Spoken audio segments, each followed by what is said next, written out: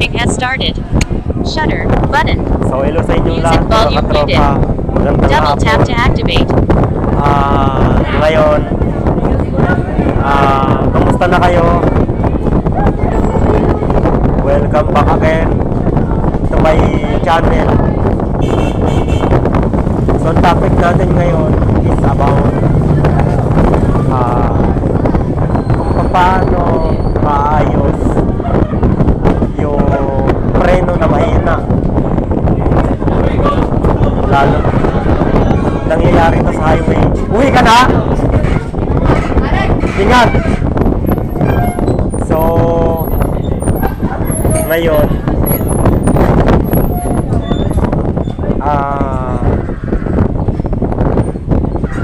pag mahina kasi ang preno natin, lalo nangyayari na to sa highway, no?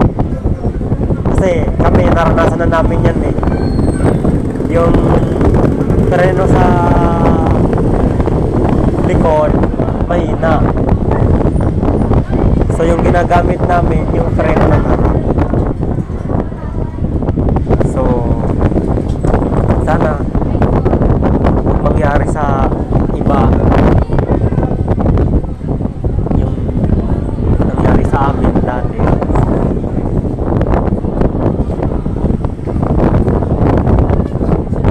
Ngayon uuwian na namin, kaya nandito na ako sa may guardhouse kasi mamaya parating na yung uncle ko.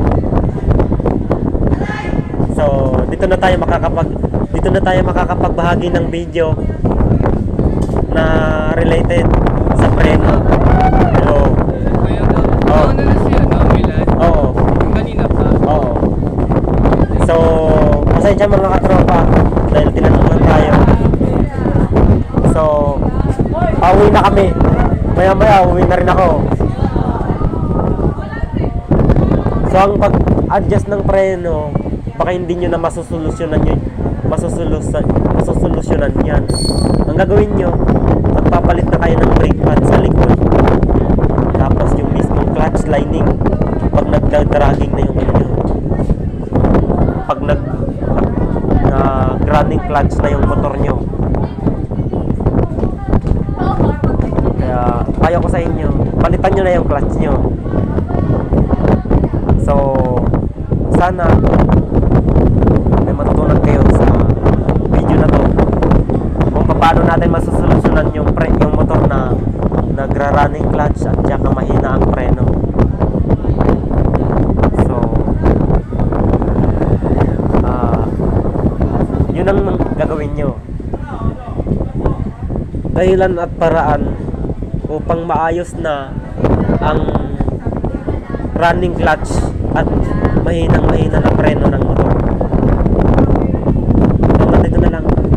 Maraming salamat sa inyo. So shoutout na tayo. Shoutout kay Althea Flores. Shoutout kay Althea Rose Abiel. Shoutout kay Marianel De Losa. Shoutout kay Winnie Lintado. Shoutout kay Renz Cortez. Shout out kay Renz Morales. At shout out din kay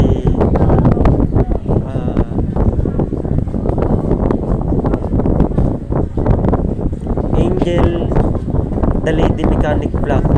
So yan, sa mga ano naman yan, sa mga motor na 4-stroke. So hanggang dito na lang.